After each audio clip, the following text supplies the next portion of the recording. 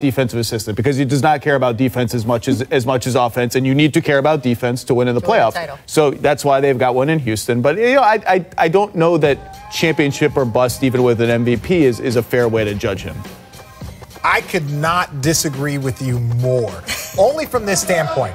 He's literally not anymore. And look, I think he's got a great team. He's got a great team. He's got arguably one of the three best offensive players in the history of modern day basketball. And they're the best team. They're designed best of the Western Conference teams to play the Warriors. They're up 3-2 with a home game. They're up 3-2 with a home game. Chris Paul, but he's still. But we're going to talk about James's performance and how he goes 6 for 25. Oh, that's fair. So my only thing is this: if the greatest coach in modern day basketball right now is Greg Popovich, and he rests his guys, and he says, "I don't care if we're 1 or 8, just get me there healthy and rested," and you don't follow that same formula. Oh, there's no question he overplays his guys in regular season. I'm just saying that was the question. Their point is that was the question. But even if he didn't, didn't, and they lose, if James Harden plays 65 games, they're going to lose to the Warriors because the Warriors have 4 all-star level players. But this is the thing, there's an unknown. If James Harden was a little bit rested last year, and let's just say he goes 10 for 25, those extra threes, having a little bit more juice, having a little bit more bounce when you get to the conference. They missed 27 threes in a row. Explain to me this as a person who does not play professional basketball. How much I slept on a night 2 months ago does not affect how I am doing on this show today. So how does it affect you how you played? I know that the cumulative wear and tear, but resting, 3 or 4 less minutes playing in some of these games, you really think it's going to have an effect 2 months later? Yes. Oh, listen, you are absolutely, you are fresh. You have fresher legs. It's that finely tuned. Yes. Because for real regular people, it just doesn't work that way. If you take 10 games in a month, right? If you take 10 games in a month and you take out 3 minutes off of each of those games, that's what? That's 30 minutes, right? 30 minutes. That's 30 minutes. Are you asking me you said that's 30 minutes. That's one less game in a month. That is. That's one less game. Right, now you do that over the course of multiple months, and then in the postseason, you're talking about he could play 5 or 6 or 7 less games. Right. So that's the argument that he's not maximizing his team's chances to win a playoff series. But that to me is a little bit different than it's a failure if they lose to the Warriors. The failure is more of like the final effect if you wear guys down over the course of a season. These guys are best prepared in that series. Yes. But rest your guys. I want to discuss Oklahoma City, who's another contender in the West, but they've lost 4 straight. They're now sitting in 8th. They were in 3rd. It feels like yesterday. It was not actually yesterday, but I think it was less than a week ago. Last night, they lost a tough one in overtime against the Raptors. And look, they're legit, obviously. That Raptors, and they fought back, and they had that miracle Westbrook drive at the end of the game to push it to OT. But it's a bad stretch for the Thunder, right? Mojo is gone. Yeah. Gone. They are the strangest team in the NBA. They're just they're 5-11 in their last 16 games, I think, and their offense in that span is 29th in the league. The last time they had a swoon like this in the season, it was their defense that slumped horribly from being first in the league to very bad over a stretch. So there's no predictable pattern to how they slump, except they are. I looked this up just now. They're 20th or worse in field goal percentage from literally every area of the floor. They're a terrible shooting team, and so what's happened in this stretch is they're 26th or worse, so they've gotten even worse. But their lack of shooting, they're kind of a feast or famine weird team. But we knew this was a problem.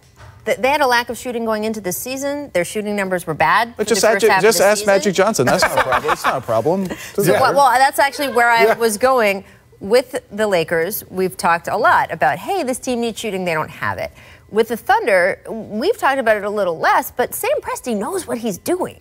So how did he not add? I just figured out they're going to add shooting before the deadline. They're going to add shooting before the deadline, and they didn't do it. Well, for adding shooting, adding shooters that can play in the playoffs is if it were that easy, people would just do it, because this is year 10 in a row of us saying, well, the Thunder don't have enough shooting. They can't find a three. Last year. Yes. They can't find a three. Well, and you saw what it did to them at the end of the season once they added Ilyasova, once they added Bellinelli. They would love to get buyout guys there. They just don't get them. It's That's a problem, because that's going to hunt them in the playoffs. That's going to be their downfall. Well, it's not as if Sam Presti hasn't thought of that. Well, that's my point. Could we get Marco Bellinelli? That thought has crossed his mind. They just don't end up getting them. Defensively, they're not the same. No. Paul George hasn't been the same when he was on this MVP surge. When he was, look at that strength of schedule numbers on the right. Yeah, but the difference is to me that the Thunder, they might not be playing their best basketball, but I think they're more talented than those 3 teams up there. So if they have to overcome, if they go in and beat Houston, if they go in and beat San Antonio, no one's like, oh, this is an upset, right? So no one's looking at it that way. So the strength of schedule versus the they got to get out talent, of the AFC. Right. They agree. So where do you think they're going to end up? 7th or 8th is most likely. I mean, they've already lost the tiebreaker to the Spurs. You just saw the schedule. Although I think they close against the Bucks, who may rest their guys, so their schedule is a little easier. They can't get to the 6th seed? They could. No, they could. I'm just saying what's percentage-wise most likely is they're 7 or 8. So I got a little bit. I love that at the bottom, by the way. 30th is easiest. Thank you. They got to get to 7. That's clear. You got to clarify. Yeah, you got to clear. But There's 30 teams in the NBA. So they got the easiest schedule because the Jazz had a ton of road games to start the season. But my thing is this: I got a little bit of heat because I said that I'm not really that impressed with the Oklahoma City team, right? And then people were like, well, last year this is a much better team. They are a much better team than they were last year, in my opinion. But who did they lose last year to? Utah. A rookie-led Utah Jazz by Donovan Mitchell, who had never sniffed the playoffs, had no experience, and he owned them.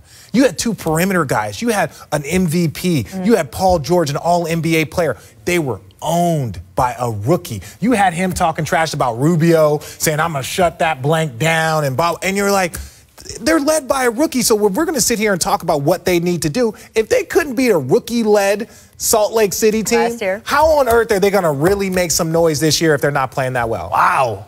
Boom. How are they really going to make some noise? I know he's rookie-led, but Utah was good last year. They're really good. Defensive player of the year. Also defensive player of the year. Also one of the better coach teams in the NBA. But just saying. I agree, but it was still a rookie-led team. They were a struggling team last year, though. That's what I'm trying to implement Melo into this. I was going to say, you remember who Utah lit up in that series? But who? Yeah, but who are we looking for? And now Melo's gone. Yeah. Houston's 6th seeding. And Oklahoma City is in the 8th spot right now. And would you say lost 5 of their last 5 and 11 in their last 6? Right. Here's the thing: Oklahoma City has not ever gotten Andre Robertson back, which is mysterious and unfortunate for their defense. And whatever happened to Paul Abrinas. George, right? Yes, and Paul George got hurt, and as Tracy said, has not been playing quite the same since.